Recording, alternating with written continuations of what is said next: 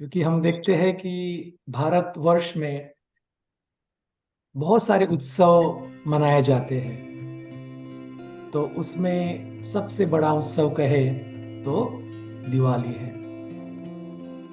बड़े ही धूमधाम से पूरे भारत में ये उत्सव मनाया जाता है, बहुत बड़ा उत्सव माना जाता है। और बाबा भी कहते हैं कि देखिए, उत्सव अर्थात उत्साह, तो सभी उत्साह में भी रहते हैं, लेकिन दोनों बातें हैं।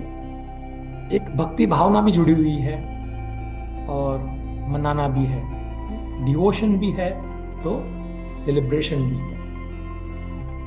वैसे धीरे धीरे हम जब देखते हैं अभी तो सेलिब्रेशन ज्यादा हो गई है, डिवोशन थोड़ा कम हो गया है। फिर भी जब द्वापर युग से ये इस रूप में जब मनाया जाने लगा उत्सव, उसके कंपैरिजन में अगर देखें तो, लेकिन फिर भी उसके साथ भक्ति भावना और डिवोशन जरूर जुड़ा हुआ है। और खासकर लक्ष्मी पूजन का दिन, ये दिवाली का जो 4-5 दिन है उसमें से खासकर उस दिन को ही प्रॉपर दिवाली कहते हैं। वैसे तो 4-5 दिन पूरी दिवाली होती है, लेकिन खासकर उस दिन का बहुत बड़ा महत्व है।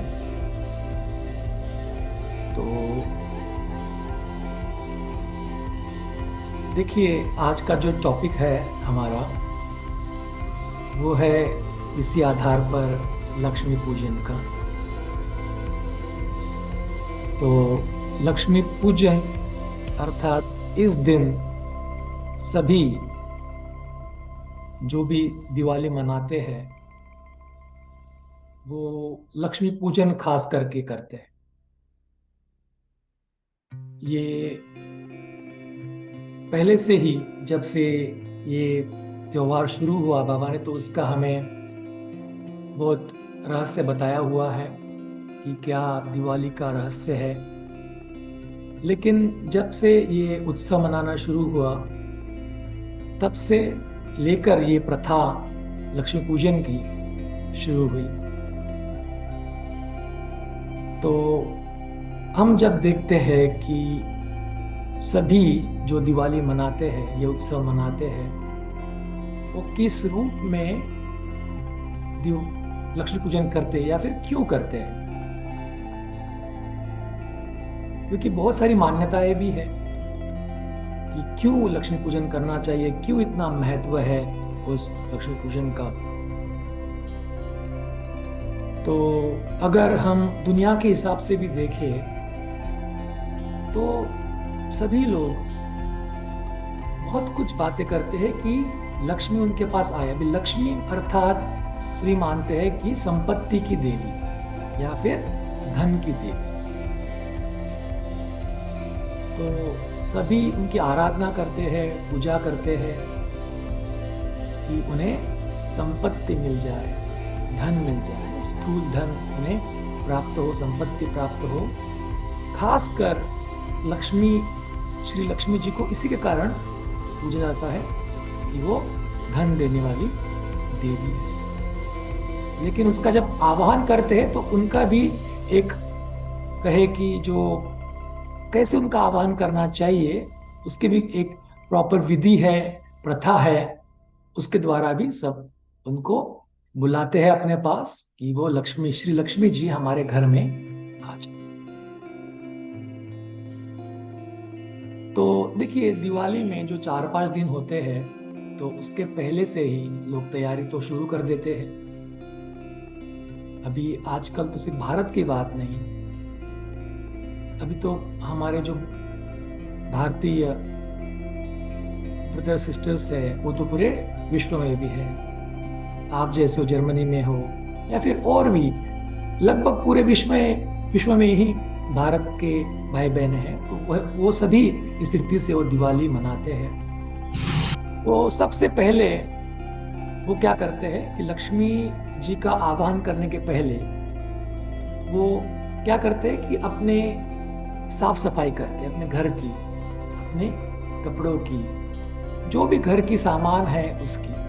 और ये एक्चुअली भारतीय जो सीजन है उसको अकॉर्डिंग भी है एक्चुअली, क्योंकि जब बारिश होती है तो कुछ कुछ घर में ह्यूमिडिटी बढ़ जाती है, तो फिर कुछ कुछ गंदगी भी पैदा हो जाती है, तो वो भी साफ हो जाए, ये भी भावना होती है। और साल भर के जो भी कचरा है, डर्ट है, वो भी पूरी निकल जाए, ये भी भावना होती है। लेकिन मुख्य तौर पर ये भावना है कि लक्ष्मी जी का आह्वान करने के पहले पूरी साफ सुथरा, क्लीन, नीट एंड क्लीन हो जाए, पूरा घर चमक जाए, ये भावना होती है, तभी श्री लक्ष्मी आए, ऐसे लोगों की भावना। तो इसके लिए भी सभी ये फॉलो करते हैं कि पूरे पूरे घर को ही साफ कर दे। तो और उसके बाद में फिर दिवाली के समय पर हर कोई दिया भी जलाते हैं, घर में दिए जलाते हैं। आजकल तो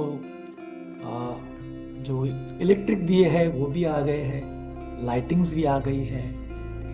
लेकिन अगर हम ट्रेडिशनली देखें तो वो दीप कहते हैं ना, दीप, तो दीप में जो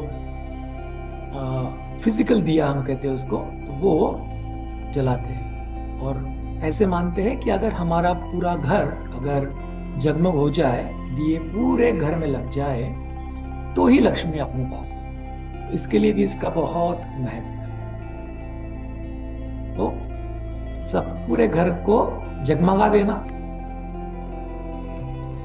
इल्यूमिनेट करना, फिर वो इलेक्ट्रिक लैंप हो आजकल के, या फिर जो ट्रेडिशनल लैंप्स है, दीप है, उसके द्वारा।